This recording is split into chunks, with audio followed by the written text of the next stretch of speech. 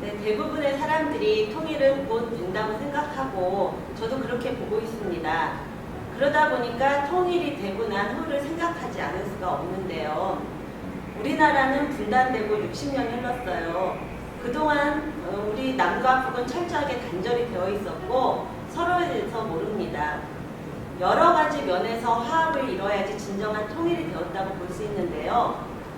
단절되어 있는 그 시간 동안 서로를 모르다 보니까 이해도 할 수 없고 화합을 이루기도 어렵다고 봤습니다.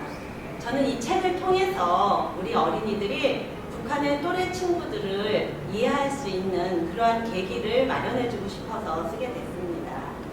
네, 아무래도 이러한 소재로 글을 쓰자면은 리얼리티가 가장 중요하다고 생각했어요. 그러기 위해서는 직접 탈북하신 분들을 만나서 취재하는 것이 가장 중요하다고 생각했고 또 그렇게 했습니다. 그래서 탈북자들을 만나서 취재하면서 글을 실감나게 풀어낼 수 있었습니다.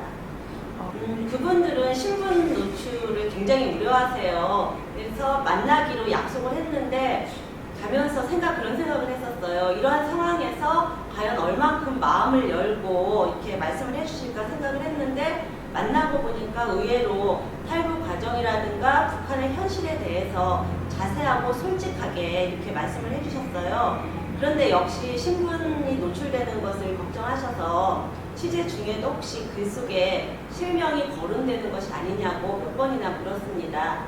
그래서 저는 이제 초고가 완성됐을 때 그것을 출력을 해서 직접 원고를 보여드리면서 안심시키기도 했어요. 네, 그 이야기를 해봤는데 역시 사람의 그 관계는 똑같은 것 같아요. 친구와 사귀는 문제가 가장 큰 문제가 되고 있더라고요.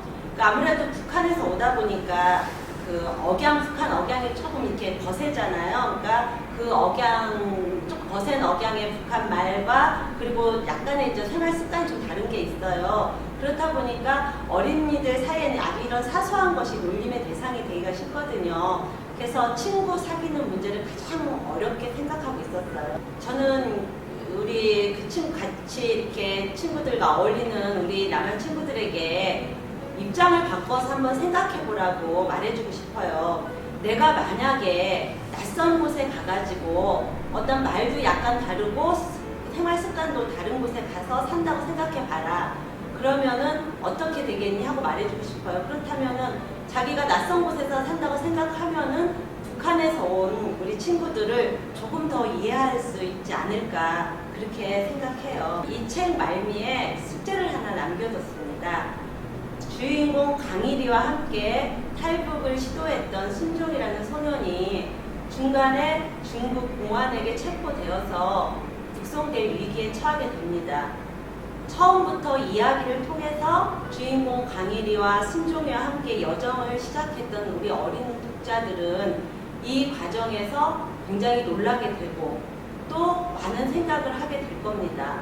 이런 어떠한 탈북이라든가 북한의 어린이에 대해서 아무것도 생각을 갖고 있지 않았던 우리 독자들은 이 부분에서 어떻게 했으면 좋겠다라는 나름대로의 해결책을 제시하기도 하고 의견을 또 내기도 하겠죠. 저는 우리 어린이들에게 이러한 생각거리를 주기 위해서